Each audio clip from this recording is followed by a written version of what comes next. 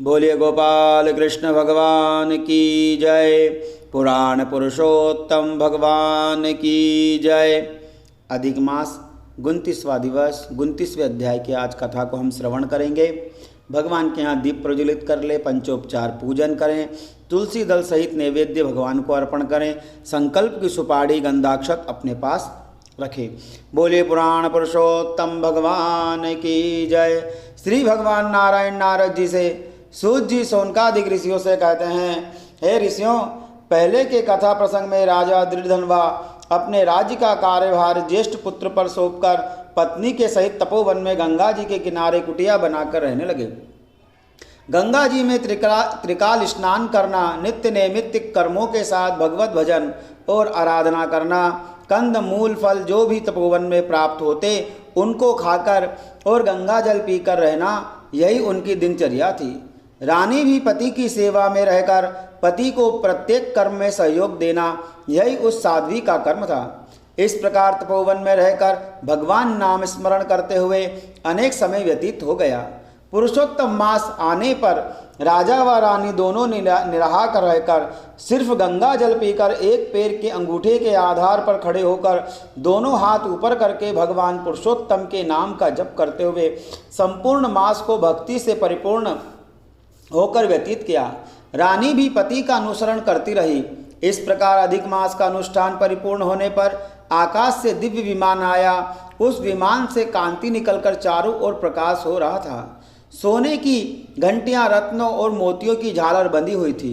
रुनझुन शब्द हो रहा था। दिव्यांगनाएं नृत्य कर रही थी। उस विमान पर 2 दिव्य देवदूत बैठे हुए थे। विमान को पास आता हुआ देखकर राजा व रानी को बड़ा आश्चर्य हुआ। विमान से उतरकर दोनों दिव्य दूतों ने राजा से आग्रह किया कि हे पुण्यात्माओं, आपकी तपस्या से प्रसन्न होकर गोलोकाधिपति भगवान पुरुषोत्तम ने आपके लिए विमान भेजा है। आप इस नश्वर शरीर को त्याग कर विमान पर बैठें। उनके आग्रह पर राजा व रानी ने पंचभौतिक शरीर को भगवान पुरुषोत्तम का नाम स्मरण करते हुए शरीर का त्याग कर दिया। उनकी आत्मा चतुर्भुजी स्वरूप की होकर सूर्य के समान तेजस्वी हो गई। दोनों दिव्य पुरुषों ने राजा रानी को आदर पूर्वक विमान पर बैठाया। विमान अत्यंत तेज गति से अनेक लोगों को लांघता हुआ गोलोक में पहुंचा। भगवान के पार्षदों ने राजा रानी का सत्कार किया। इस प्रकार राजा व रानी दोनों दिव्य रूप से भगवान पुरुषोत्तम के सानिध्य में रहकर मोक्ष को प्राप्त हो गए। हे ऋषियों, हजारों वर्ष तक तपस्या करने पर जिस पुण्य के फल की प्राप्ति नहीं होती, वही पुण्य सिर्फ अधिक मास में स्नान, व्रत, जप, दान करने वाले को प्राप्त हो जाती है। अज्ञान अवस्था में भी घटित हुआ व्रत आदि पुण्य कर्म अनंत फल को देने वाला होता है। जैसे एक वानर को एक शाखा से दूसरे वृक्ष पर कूदते हुए पानी के कुंड में गिर जाने से अधिक मास में स्नान और व्रत का पुण्य प्राप्त हुआ और उस पुण्य के प्रभाव से महापापी होते हुए भी सब पाप नष्ट होकर दिव्य स्वरूप होकर विमान में बैठकर गोलोक को प्राप्त हुआ। अज्ञान अवस्था में घटित पुण्य इतना फलदायी हो सकता है? तो मनुष्य अपनी श्रद्धा से इसके महात्म्य को समझकर अधिक मास में नियम धारण करते हुए व्रत, पूजन, दान कर्म के द्वारा व्यतीत करने उनके पुण्य का वर्णन करना सूर्य को दीपक दिखाने के समान है। हे ऋषियों, भगवान नारायण के मुख से वानर का प्रसंग सुनकर नारद जी आश्चर्यचकित होकर कहते हैं, हे महाप्रभु, आप मुझे उस वानर का संपूर्ण प्रसंग सुनाइए कि कैसे उस पापी वानर को आकस्मिक पुण्य का लाभ प्राप्त होकर मोक्ष प्राप्त हुआ। देवर्षि नारद के आग्रह करने पर भगवान नारायण कहते हैं, हे नारद, केरल नाम के देश में एक ब्राह्मण रहता था। वह ब्राह्मण मूर्ख और महालोभी था। जैसे शहद की मधुमक्खी एक एक फूलों से बूंद बूंद लाकर अपने छत्ते में जमा करती है, वैसे ही वह ब्राह्मण भीख मांगकर एक एक पैसा जमा कर जमीन में गाड़ कर रखता था। उसने प्राप्त किए पैसों का कभी सदुपयोग नहीं किया। यह द्रव्य न अपने परिवारजनों पर खर्च किया, न कभी भगवान के पूजन हवन में, न पितरों में के श्राद्ध में, न दान पुण्य में। यहाँ तक कि लोभ के कारण कभी अच्छे वस्त्र भी नहीं पहने, कभी अच्छे स्वादिष्ट वस्तु या अन्न भी नहीं खाया। मनुष्य का जो भी कर्तव्य है अपने परिवार का पालन पोषण करना, सामाजिक प्रतिष्ठा के लिए शुभ कर्म करना, ऐसे कोई भी कर्म अपने जीवन में उसने नहीं किए। माघ मास में तिल का दान, माघ मास में तिल का दान, सूर्य की संक्रांति में अनेक दान, वह सूर्य चंद्रमा के ग्रहण के समय जप, हवन कर्म, पर्व के समय स्नान आदि कोई शुभ काम, पुण्य प्राप्ति के कर्म अपने जीवन में कभी नहीं किए।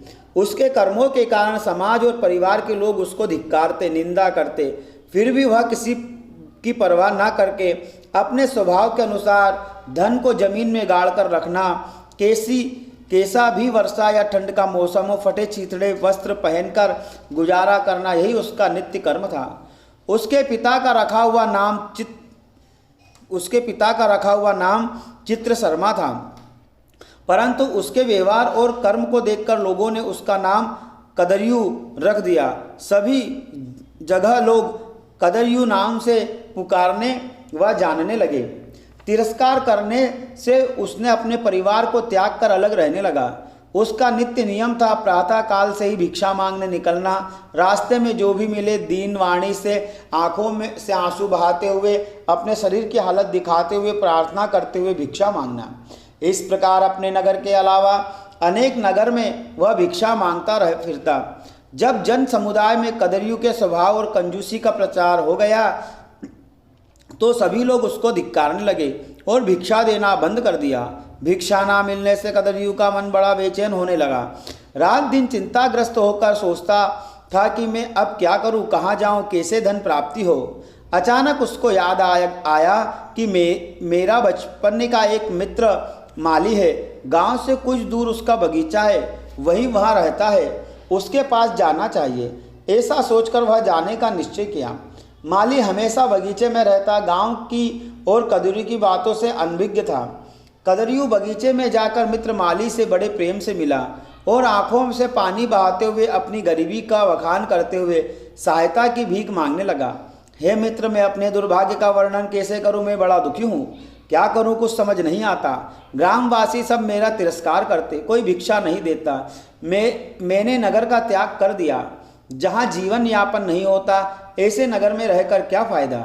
माली ने कदरयू से प्रार्थना युक्त वचन और दयनीय अवस्था को देखा तो उसको दया आ गई और कहा कि हे कदरयू, अच्छा हुआ तुम्हारे आने से मुझको भी सहयोग मिलेगा। मैं अकेला होने से दिन भर बगीचे में रहता, जिससे मेरे गांव के सब कार्य बंद हो गए थे। घर परिवार की देखभाल भी बराबर नहीं हो पाती थी। मैं अब बगीचे की चिंता से मुक्त होकर गांव में फूल हार का व्यवसाय करके घर परिवार की देखरेख कर सकूंगा। तुम यह बगीचे में रहकर इसकी देखरेख करो। ऐसा कहकर कदरयू को अपने बगीचे में रख लिया। कुछ दिन माली नित्य प्रति बगीचे में आकर वहाँ का कामकाज उसको समझाने लगा। जो काम माली बतलाता कदरयू बड़ी मेहनत से उस कार्य को करता, बड़ी तन्मयता से बगीचे के फलों की रक्षा करता, गिरे हुए पके हुए फल माली को सौंप देता। उसके व्यवहार और मेहनत को देखकर माली को उस पर विश्वास हो गया कि यह अपने परिवार बंधु बांधव जैसा ही है। बगीचे की सारी जिम्मेदारी उस पर छोड़कर गांव में रहने लगा तथा अपने पूर्वजों का पारंपरिक व्यवसाय फूलों की दुकान को शुरू कर दिया। अब माली को कदरयू पर विश्वास और समय की कमी से बगीचे में बहुत कई दिनों के बाद जाने का मौका मिलता। कुछ दिनों तक कदरयू ने बगीचे के पके फलों को मालिक के पास पहुंचाया, परंतु लोभी होने के कारण उसके मन की भावना बदल गई और पके फलों को मालिक के पास पहुंचाना बंद कर दिया। बगीचे से निकले हुए चोटीले दागी फलों को स्वयं पेट भर खाता और अच्छे फलों को बेचकर जो पैसा मिलता उसको जमीन में गाड़ देता।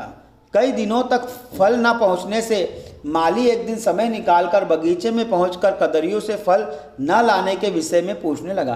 तो कदरयू कहता, हे मित्र, इस बगीचे में पशु पक्षी बहुत आते हैं और सब फल खाकर नष्ट कर देते हैं। देखो, मैंने कई पक्षियों को भगाया, मारा भी।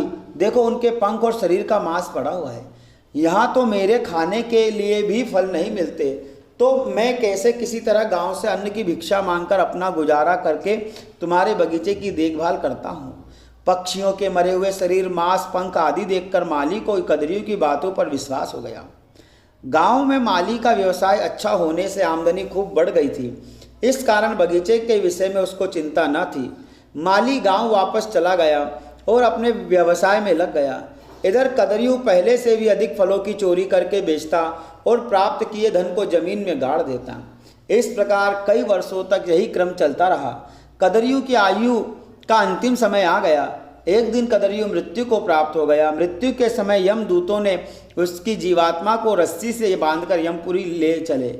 मार्ग में यमदूत उसके मुद्गरों से मारते अनेक प्रकार कष्ट देते हुए ले जा रहे थे। तब उसकी आत्मा स्वयं को धिक्कार रही थी कि मैंने अति उत्तम मनुष्य शरीर प्राप्त करके भी कोई शुभ कर्म नहीं किया, हमेशा लोभ चोरी करके सारे जीवन को व्यर्थ ही बिता दिया। ना तो कोई दान किया, ना पूजन हवन किया, ना कोई व्रत उपवास किया, ना किसी पर्व में दान पुण्य किया, ना अच्छे वस्त्र पहने, ना भोजन किया।